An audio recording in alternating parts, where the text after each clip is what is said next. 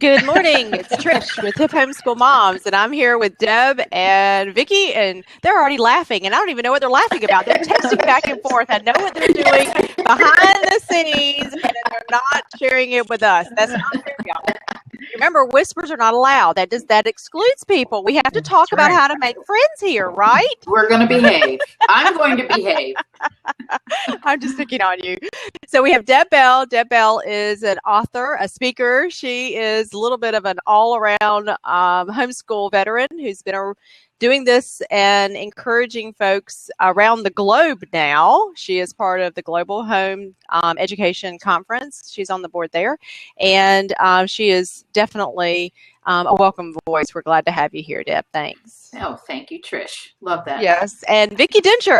Vicki, I don't know you that well. Now, I know you write for Apologia, and I know you did almost all the notebooks over there, right? Yep, I have. So and Deb and Vicki were friends from co-op. They're going to tell you that whole story here in a little bit. But they've been friends their whole homeschooling career. So we're getting ready to find out a little bit more about that. But Vicki, we love your notebooks. Great job. High five. Thank you. A high five. There. Thank you. Okay. Those we call. So it's we're in a competition to see who gets the most of those. Okay. She's ahead. Oh, let me give you a few. Is that what the 31 means?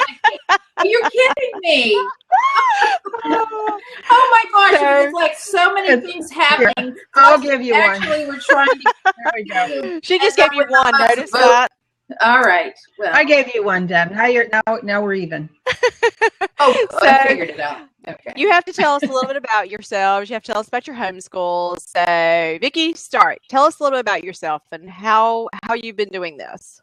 Okay. Well, I'm actually retired homeschool mom. My four children range in age from 30 to 23, and they're all graduated from homeschool, graduated from college, and now my baby is getting married in August. Aww. And they're all gainfully employed, and soon all of them will be happily married and starting to give me grandbabies. So there you go. I'm good with that. So homeschooling started out kind of like a lot of people's. I looked at my oldest and thought, I'm not ready to send him to school yet. And he was very bright and reading by the time he was 4, and I can't claim any real, I didn't do a whole lot, but other than read to him. So I started doing the homeschool thing 1 year at a time, and it led to homeschooling all through. So that's been how we started and how we kept going. And it became so much a part of my blood that when my youngest graduated from high school, I kept teaching at the homeschool co-op that Deb and I met at, and have taught there. Last year was my last year there, and I'm still teaching online. So I'm a science teacher and love working with homeschooled students. I've worked at community college and substituted in public school, and I would not trade my homeschool students for anyone. Yay. What a story. Okay, so Deb taught that. How I taught that is that I had the wherewithal to meet Vicki and bring her into my homeschool world. There you go. She taught, I'd like to see people, and I realized God has a plan for you in my life. And so I realized I have no clue how I was going to do high school science, and so that's how I made the very smart decision to put my sons in Vicki's classes. And my kids like to tell me Vicki was the best teacher they had. So I'm like, but she's a fabulous science teacher. It turns around because my kids loved her English courses. Yes. So yes, we had. So Debbie, you have to give us the rest of your story, because we're using one of your curriculum, Writers in Residence, and for my youngest, and he absolutely loves it. So I didn't completely introduce you, so go ahead and fill in the gaps that I left out. Well, I started homeschooling my 4 kids back in 1988, and we were a part of getting the law passed here in Pennsylvania. And I was a public school teacher previously, wanted kids who love to learn. I just am fascinated by education and learning. So I loved homeschooling. I'm not sure if my kids loved it as much as I loved it. I think the gospel truth, I totally believe that for all of us homeschool moms. I'm the same way. Yes, and so lo and behold, before it was over, we had done K through 12 for all 4 of our kids, and then yes, like Vicky's, they've gone on to college and married, starting families, and we are now in the grandmothering stage of life, which is even better than mothering, if it could possibly be. So, but like Vicki, I didn't know where to go when I was done homeschooling, so I'm very grateful that the homeschool community still has a place for me. Yes, we absolutely have a place for you. Are you kidding? You're brilliant. You're brilliant. Well, Zan Tyler, really, over at Apologia, she's my editor now, and dear friend, she came and found me and said, "Hey, I think I have an opportunity for you." We had worked together at Crosswalk. So anyways, found me a home there at Apologia, and I've been able to publish homeschool curricula now, and move my books over there from Thomas Nelson, and it's been a great opportunity to continue to serve the homeschool community. That's fantastic. Well, we totally appreciate you two. You two, actually, whether you realize it or not, you were a huge impact on my homeschool. See, there you go. You're meeting people that you didn't even know that you are a huge impact on. So thank you so much for what y'all have done. So there's been a debate before y'all got on and before we started the recording. They were trying to figure out how they knew each other. Actually, it was Deb. I'm going to tell on her. She couldn't remember how they met. So we're going to let Vicki tell the story. I knew we had met. I just wanted to make sure that when I thought we met was actually when we met, and then, yeah, that's all. I'm not saying complete, like no recollection. Vicki, you tell it so much better.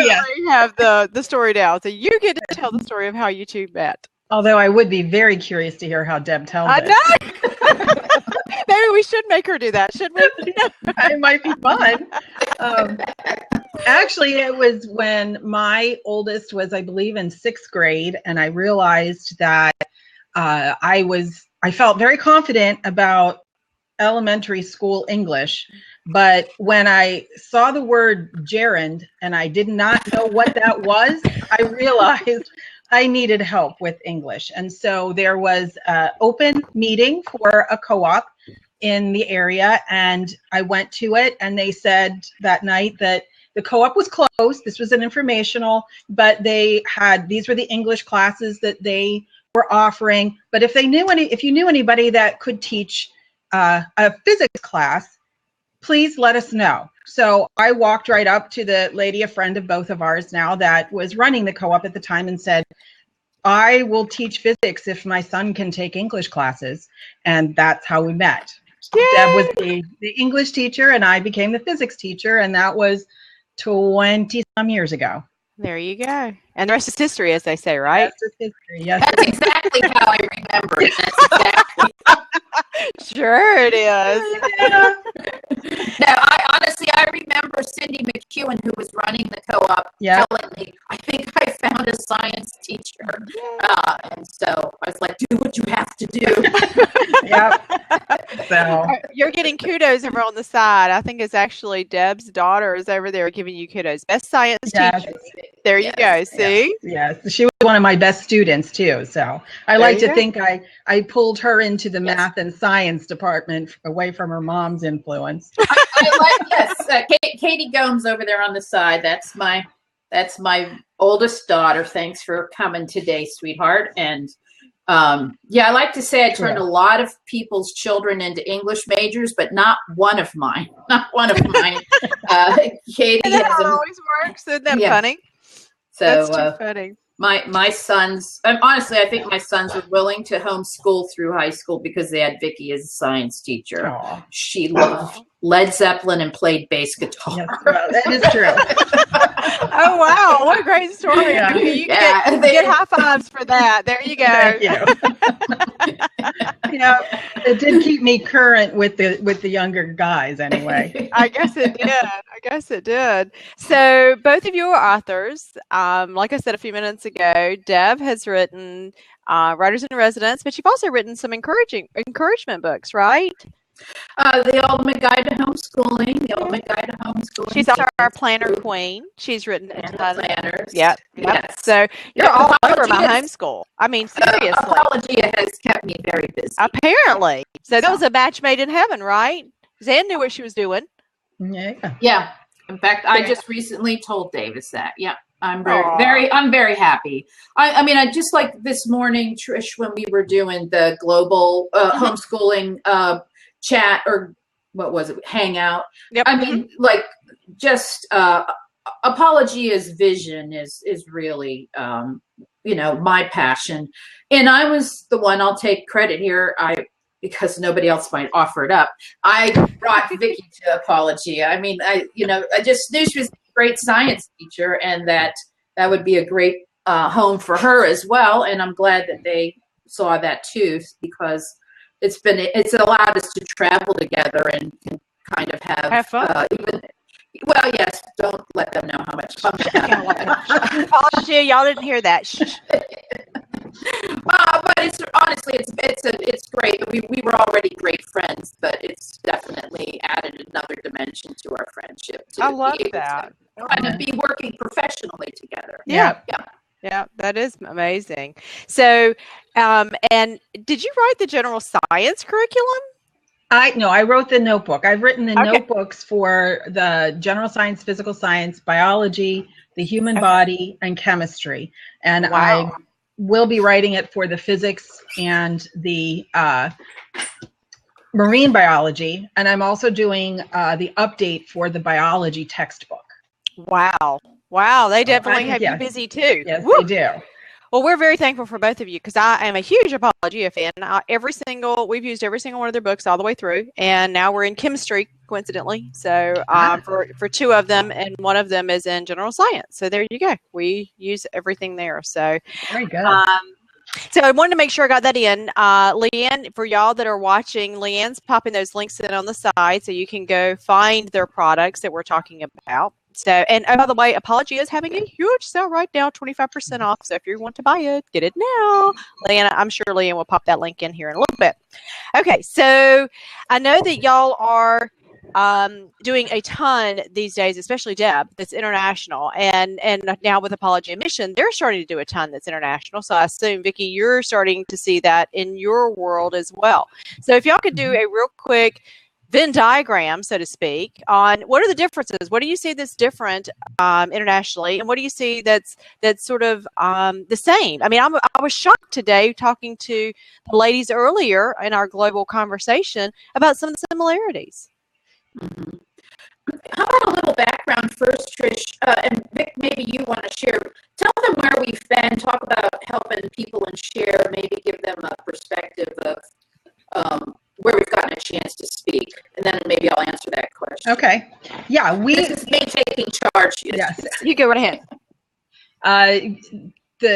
When we've been traveling for Share International, which is a organization that supports missionaries and expatriates in other countries whose children are working towards being able to come back into the United States to get into American universities and things like that. We've been to Hungary, Spain, Turkey, and I think that I've been to Hungary several times.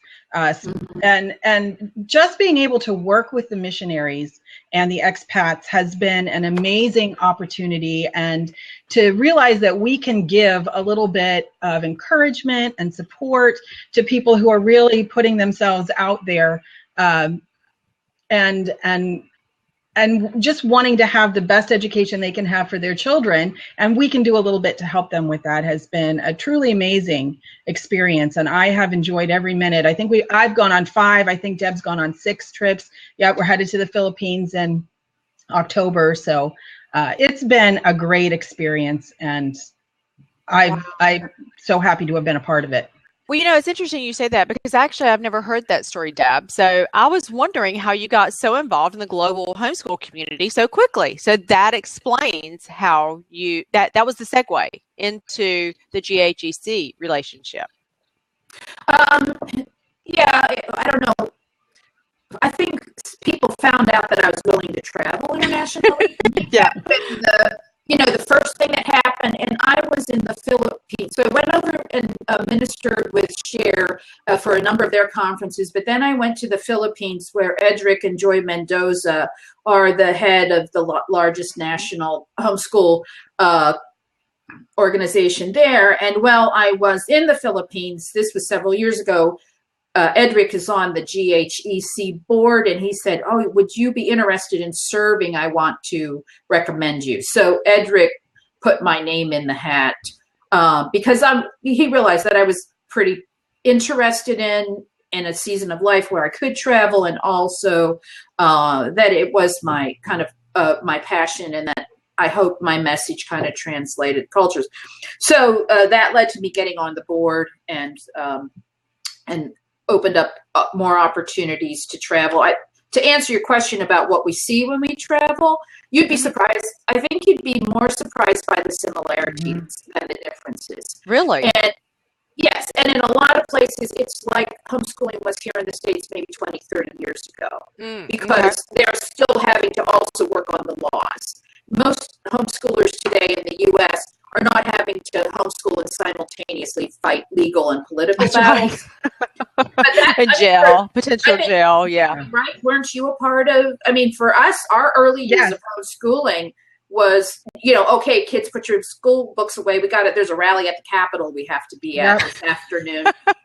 And a lot of last minute, they're going to vote tomorrow. We got to get up there. So I think my sons are pretty political and very fascinated by politics, in part because kindergarten and first grade was really all about trying to get the legal right to homeschool established here. That's fantastic. But that's what a blessing that was for them. I mean, I happen to be very political, and we haven't had to do that. So I love that. That's fantastic.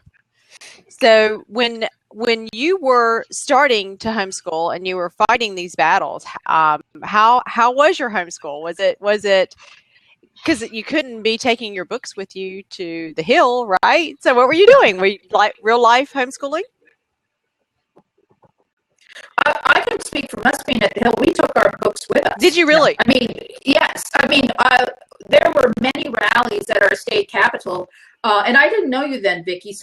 But you're shaking your head. Maybe you were there too. Yes. And we can remember we were all, I mean, honestly, you couldn't walk through the hall because there were homeschool families who were parked out for the day. Camped out. Yes. And we were homeschooling right there in the rotunda.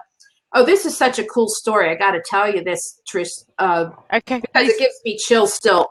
So we worked on this law for several years, and we went from absolutely no support from overwhelming support. It's the only law that I can think of, at least at that time. It was the first time in history to happen where it passed unanimously in both houses. And when it passed, and I can't remember whether it had to pass in the Senate or the Congress side or the representative side, we were all in the galley. And they stood up and turned around and gave a standing ovation to all the homeschool families. Yeah, it's so all the homeschool families who were in the galley that day. Were you there that day, yes. Vicki? Oh, that's amazing. It was so neat. And so even though our law in Pennsylvania is not very popular, it's a whole lot better than it was, right? I view that. I mean, for me, that's a very warm memory in my life. Just joining forces with other people who just really wanted to do what they felt was right for their children, and that's the fight globally. Yeah. Even more striking internationally in so many other countries, the state has more rights than they do here in the United States. Yeah. So parent rights, the right of parents to oversee the education and raising of their children, is a much weaker right or freedom in so many other countries than here, and it has made me grateful for what we do have. And you bring up a good point, because HSLDA is heavily involved in GHEC, who is our advocate here in the United States, and is always fighting the battle for us from a legal perspective. So it's really encouraging for me to see them so involved with you over there at GHEC. Oh yes, they're champions. Yep. They're really framing the issue in a way. They understand the international law. I don't, but they do. So that's their job. That's right. Yeah, and then to help us understand it. They do a great job at that. So let's get back towards friendships. So from what I am gathering, you two are really, really tight. So one of the things that I would love to know is, why do y'all feel it's so important for people, for homeschool moms especially, to have in real life friendships? Vicki, what do you think? Well, when you're homeschooling, it can be kind of a very isolating and lonely place. Especially, I mean, when I started, my parents, my in-laws, they questioned everything I did. I felt very, like my husband and I are doing this on our own. So having a couple of girlfriends who are doing it with you and realize the things that you're going through it's what kept me going. To be honest with you, it's what gave me the perspective of, all right, I'm not alone. I'm doing what God's called me to do, and there are others out there also doing what God has called them to do, and we're going to be okay, and we're going to be able to do this. And so just being able to, get together and talk and have coffee while our kids played and socialized was wonderful. A wonderful. It's funny. It's funny you use that word, because that's actually how I marketed today. I said, that S word, socialization, really is for the moms. I mean, the children, we have so many opportunities now today for the children to be hanging out with the children, whether it's co-ops or the various different offerings that are out there. But it's the moms that are alienated. And I so agree with that. Deb, do you have a different perspective or a different thought on that? Yeah, let me just add to it. I do think that we're pouring ourselves out, and we can really be unaware or neglectful of our own self-care. And homeschooling is very labor intensive, and it is draining. I mean, you really do need a place. You need a way to be refreshed and encouraged and validated and affirmed. And I think our husbands are very important, right? And I don't want to minimize their role. I also think our church community, etc. But there's nothing like another homeschool mom who understands what you're going through, and that's what I think was really valuable about our co-ops. Even though they were on the surface designed for our kids to do classes together and experience field trips and all that, I didn't realize how valuable the opportunity it was to build friendships with the other homeschool moms, and how much I needed them. Yeah. I don't think I would have finished. I don't know. I finished with joy, I think, because of my girlfriends. That's how I would put it. I probably would have finished because I felt called, but I do feel that this was the blessing. I definitely think other homeschool moms were the blessing. Yeah. I agree. I love that. That's beautiful. I totally agree with that. So co-ops, y'all keep bringing. So are you, Deb. Y'all keep bringing up co-ops. So obviously, co-ops are a very fertile ground, not just for children to socialize, but for moms to socialize. So how does a mom get involved in a co-op? Because there's so many different flavors of co-ops out there right now. But obviously, you two actually encouraged each other to teach, ironically. So there you go. But how else can they get involved? Well, I ran a co-op, the co-op that we had both been teachers in for about 3 years. I became the administrator of it after my children graduated. And one of the things that we did, it was the type of co-op where you could choose 1, 2, 3 classes for your child. And if they were old enough, you could drop them off and come back and pick them up later. But what we found was there were so many moms that really needed encouragement, and so we established a mom's hour. So that, and it was an hour, but it was like 3 hours. It was a drop-in. So if your students were taking a class and you had paid to have Deborah Bell or Vicki Dinger teach your student, then you could go to the mom's group where they had moms would bring food, and there was coffee, and they would pray for each other. And it was a wonderful way for moms to really get the support and be able to share burdens and share joys and really carry each other through their homeschooling journey together. So that's a great way. If you are involved in a co-op, you can take it upon yourself to start a mom's group and have it be for a part of the time during the co-op where the kids were all in the gym. They had a safe place to play. The moms had their tables with their coffee and their, biscuits, and were able to really enjoy themselves and minister to each other. I love that. Our co-op did not do that. I wish it did. I would have totally stayed. I love that. That's brilliant. I know in some of the co-ops they do field trips and they ask for moms, to volunteer to do some of the field trips. Sometimes they ask them, like you said, to do the mom's hour. Any other ideas that y'all can think of that a mom might be able to plug in if she, because sometimes they're shy and they don't feel comfortable being that, leader. But if there are anybody watching that's a co-op leader, you heard that. That's a brilliant idea.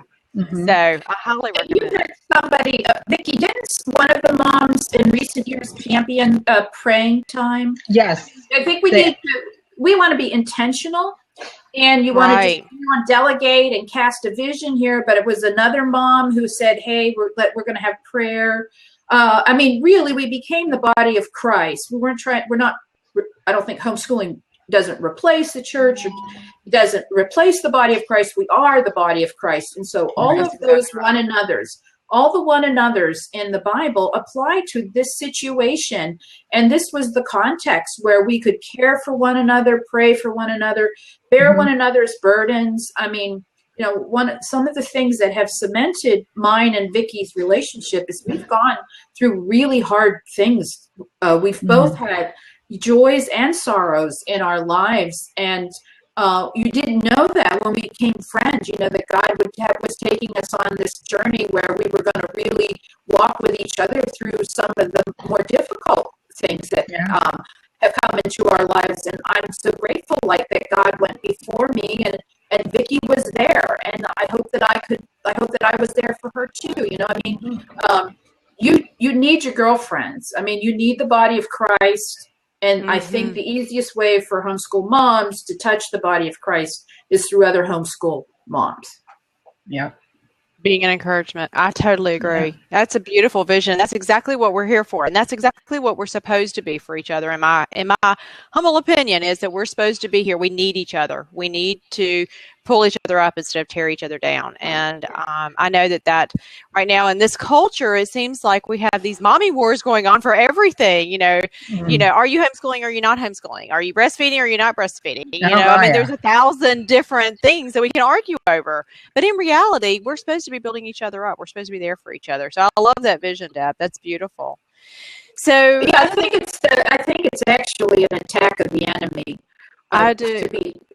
To be blunt about it, your other homeschool moms are not the enemy. Right. You're not supposed to. You shouldn't be comparing yourself with them. Right. They're not the competition. You don't have to try to do homeschooling better than them. Exactly. They are your sisters in Christ. That's right. And they're your family. They're your spiritual family, and you want to bring them close and really have a vision for what God's doing, and He's glorified. He's glorified through those relationships. That's so true. Amen. Yeah, preach. We'll let you just take over. No, I'm just kidding. I do. I totally agree. That is exactly the vision that I think so many of us are trying to pull together now. And I love that you two have that vision as well. So other than co-ops, are there other opportunities that y'all can think of where homeschool moms can come together and meet each other? Well, there's a lot of times the homeschool moms that I met were also at church. So we formed our own group also from the moms that worship together. And so we would make sure we had times together when it wasn't just schooling and the kids could just play and the moms could really be able to spend some quality time with other moms and just relax and just enjoy ourselves. And that really, we even did things where we would take the kids camping together and things like that, where it was off of a school day. And of course, being a homeschool mom, a camping trip is a huge educational experience, but we did not let the kids think that at the time. Yep. So, Yep. The moms we were always able to have a great time, and the kids didn't realize how much they learned. So it was a win-win. Yeah, I love that. We do camping. I know a lot of people that we talk about it in our group all the time about how much they can learn about camping. So, you do sneak it in. We did scavenger hunts and things like that where they had to do nature, hunts. So that's a great idea. Some of the other places that I've heard of in the group are, like they have homeschool days, like at museums and zoos and places like that. Vicki, did you do the field trip guide? Also, the notebook for Paula? No, I didn't. No, I didn't do that one. That was Rachel. Well, that one's brilliant too, and you could take that with you. But there are homeschool days for a lot of these. Homeschooling in the United States is so common now that a lot of places like the big museums and the zoos and the aquariums and botany, places that are doing gardens and things like that, they're all doing homeschool days. So I think that's another way that moms might find other moms and they can reach out to and get to know. So even the homeschool associations that are regional, just getting on their mailing list and seeing. I know around us we have it was a ski resort, Ski Round Top, little tiny hill, but it was our ski resort, and they had a homeschool day, and so I met a lot of moms taking our kids to the they for $12 they could ski all day and that kind of thing. So getting yourself on a mailing list for a homeschool association in your area is a great way to find other moms that are in the same boat you are. And getting out there and doing it, because I know for me, I have the best of intentions and just somehow or another it always manages to slip. And so I think we need to be very purposeful, and we need to make a commitment to ourselves and to our families and to our children to actually get out, to go and do it, to not just talk about it, not just think about it, and to get over some of those stresses and anxiety sometimes. Because most of the time when you meet other homeschool moms, they're nothing like what you thought they were going to be in your mind. They're just really down to earth, and they're fighting some of the same battles you're fighting and struggles that you're dealing with. So I hope that that's the one thing they walk away with, is that they do need to meet some in real life friends. So one of the other things that I wanted to find out about, because y'all have been together for so long, is what are some of your fondest memories from some of the days? You just talked about camping. That sounds fun. What else? Tell us some of the stories, because I know y'all have some great stories. They were texting behind the scenes before we started, so I know they're over there telling stories already. Well, Vicki really liked to have science fairs and science projects. So the first thing that comes to my mind, Vic, is how your science fair and your science projects overwhelm my homeschool life. Don't they always? I think the balloon popper, the kids in the physics had to make a machine. My sons were just here over the weekend, and Vicki was here, right? And Mike was talking about how he was so smart to get in the right group. It's choosing the right partners. Yeah, and I will say that having the interests of your kids will bring you together. I know my girls loved being in dramas and theater, and so did Deb's daughters. And so that brought us together on a whole nother realm. And we did musicals for the kids and worked on projects where the kids were involved, but it gave us the opportunity to really have something in common as well and work for a common goal that the kids really enjoyed. And so it gave us that push to get out there and do it, because that's what our kids really were interested in. So I have great memories of doing musicals with Deb and her daughters, and my girls being involved and building sets and sewing costumes and all of the things that go along with that. We have some great memories of those times as well. Yeah, and I say, our daughters, my daughter Katie, who's I think still in the chat, and Emily's Vicki's oldest daughter, when they were going into high school, they asked for a meeting with the moms. And they said to us, we don't mind you. We're not going to give you the grief our brothers gave you about homeschooling through high school. If we don't mind being homeschooled through high school, there's just one thing we want, is we want to put on, we want to be in real plays like we would have been in if we would have gone to the local school. And, we prayed, and we had this meeting in my living room. We said, if you girls will help us, we'll do our best. And God brought a professional director across our path. And what? Wow. And we hired her. And one thing led to another. She trained a homeschool mom in our midst, Jill Panyard, who you should have on sometime too, because she has grown into an award-winning director. And we've now done 13 musicals. And it's crazy. I mean, later today, Vicki and I and Jill are meeting to go to be together for the announcement of the Apollo Awards, which are regional awards for best musicals, best actors, best actresses, and we think we put on we think we're going to be nominated this year. We put on one of our best shows ever, but it was a whole lot of work. It's a lot of work, and speaking to the homeschool moms out there, some of these ideas may just seem overwhelming, and that is true. They are overwhelming. But working together on these projects and creating these opportunities for our kids, that really is critical to forging Vicki and my lifelong friendship. And it's not just Vicki and I, there's about 5 or 6 of us that it's like we were in the war together, right? It's like we should go join the VFW or something afterwards. Right. We get the debriefing meetings are amazing. I love it. So much together in order to try to homeschool well and our kids for success. We've been to each other's children's weddings. I mean, we've helped with each other's children's weddings. Yeah. I mean, it's so neat to now see both of our children reach adulthood.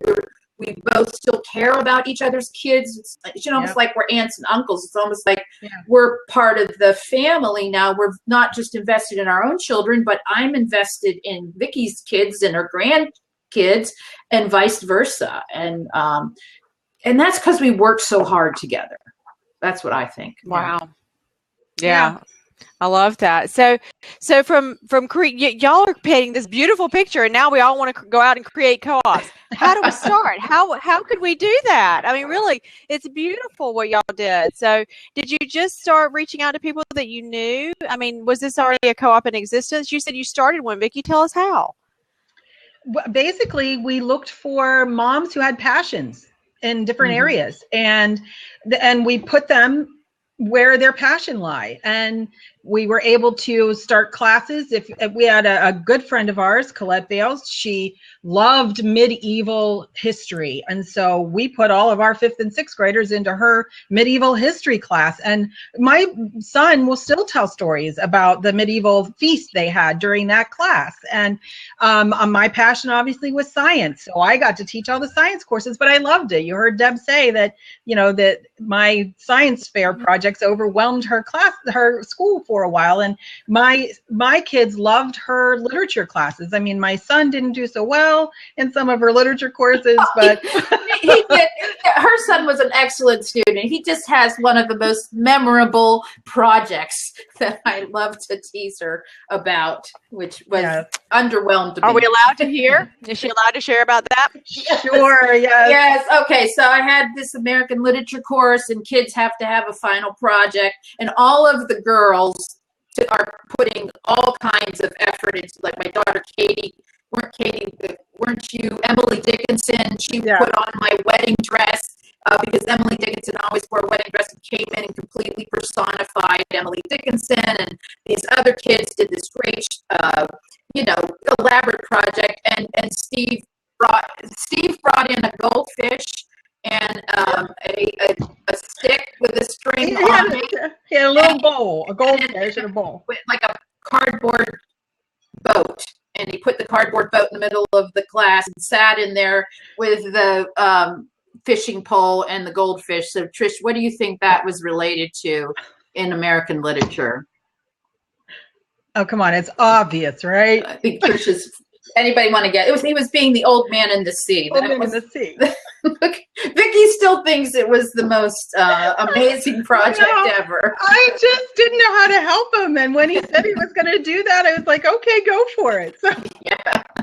Meanwhile, my kids are like growing plants and building all of these machines for your science classes. Yes. So, but anyway, that, we started small, like Deb said, we started small, and we just put moms into places where they had passion, and it grew to 80 families, 180 students. Yeah. And we lost Trish. But we know how to carry on. Yes, we can do that. I don't know. I've lost both of y'all too. She's back. The internet, mine shows poor internet signal for both of y'all. So I'm sitting here going, I'm the only one on camera. Do y'all know how much I hate looking at myself? I feel like I'm looking in a mirror, right? Oh, I know. Yeah. Can you see? Are we the ones that got kicked out? Nobody heard us. Nope. Now no. We can hear you. Hear you. Now I see you. Right now I can only see. I want to make sure that people know, though, that we started small. Yes. I think it's important. There's only like 4 families at first, and we only added families, as we found a mom or a dad who could teach something, right? We just kind of was like, this is not a drop off your kids situation. This is what you have to bring. And even the moms who didn't feel comfortable teaching a group, we would mentor them. And we'd encourage them. And there were other things you could do if you didn't want to teach or be a teacher's assistant. But sort of like I said, the body of Christ, everybody has a gift to bring. I agree 100%. Okay, so I want to open up the seat. Y'all okay with me opening up the seat and let anybody pop in if they want to pop in? Sure. Okay. I don't know. This is the whole point Can we reject? Can we reject? Yep. Yeah, sure you can. You can override me. So, but in the meantime, I wanted to talk about the way that y'all have developed the co-op and the friendships that y'all developed in the process is inspiring. I just want y'all to know that. We don't. I'm very rural where I live, and so I don't have that luxury, but who knows? Maybe I need to start one. Who knows, right? I don't know if I have enough guts to do it or not, but I do have the seat open. If nobody dials in, we will know that we have done a great job talking, and half the moms are probably still out there in their pajamas, and we know that because I would have been if I didn't have to be on the lab. So true. That's one of the beautiful things of homeschooling is that you can stay in your pajamas all day some days. That's right. And there are days that you need to. And then there's days that like y'all, I'm just sounds like y'all were going and going and going all the time. But definitely, I don't know if I stay in pajamas, but I certainly would stay in my yoga pants, right? Yep. So, definitely. Well, just remember, so in the meantime, and I are compressing 20 years of history. Yes. So we did stay home and we did homeschool, right? Oh, yeah. Yeah, a lot. A lot of road schooling, right? So, okay, so looks like, comfy clothes. Exactly. So I am going to wrap it up then. I do want to ask one last question. If you were talking to somebody about their support system and what they can do to help another homeschooling mom, because there's probably some folks that are watching right now that are actually not homeschooling. How can outsiders help that homeschooling friend or that homeschooling mom? What can we do to support each other and help each other? That's a good question. I think just being able to listen when a mom is struggling with something, I remember Deb and I both have a child that didn't read until very late, 5th grade. And I thought I was the only one. And there happened to be the two of them are the same age. And I know I agonized over that, and just having someone who I could talk to and wouldn't say, oh, well, if you'd put them in school or if you do that or tell me what I need to do to fix it, but just hear me and keep saying, you know what, it's going to be okay. You obviously love your child and you're working hard to help them, and they're going to make it and you're going to be okay. And now I can look back 20 years later and see that, he's a great reader. In fact, Deb's daughter is a reading teacher, so a specialist. So God works all things together. And if we just are patient and will listen and be there to hear each other, that's a big, big thing that we don't often realize. Yeah, I agree with Vicki that you just want to listen, ask questions. Mhm. You know, homeschool moms, I think we're too quick to give advice, and too quick to challenge. I think, you know, I know for me, I'm very grateful that my parents, you know, they were both public school educators. My dad was an administrator. The idea that I was homeschooling didn't go over all that well at first, but they became some of my biggest supporters. And then they came, you know, they came to all my kids' activities, you know, and I think if you can go and watch a homeschool play or a science fair or whatever kind of special event you're creating for the homeschool kids in your community, if you're an outsider or just an inquirer or a relative, get behind it and treat those kids the same way that you treat the other kids in your life who are in a conventional school.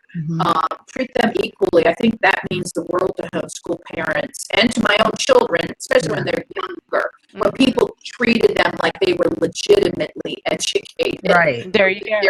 You know, what was happening, that homeschooling was a legitimate choice. I agree. And one thing I want to add is don't always offer put them back in school as the alternative. We're not going to do that.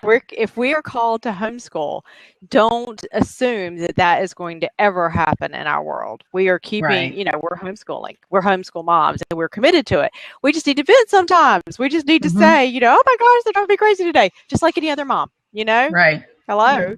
Yeah. So I have so enjoyed hanging out with y'all today. It has been such a blessing to hear how y'all created that co-op and how you developed the friendships that you did. And I have to assume the kids are just as tight as y'all are, right? Yeah. They're good friends. That's fantastic. Nice. So thank you so much for being here and encouraging moms and helping give us a vision of what it can be like when we are out here supporting one another. So we will be talking to y'all, I'm sure, in the future. But I wanted to say, you know, y'all rock. Thank you. Yeah. Well, thank you. Trish, that was fun. It was fun. Okay, guys, if y'all enjoyed this conversation, be sure to share it. I'm going to end the recording now.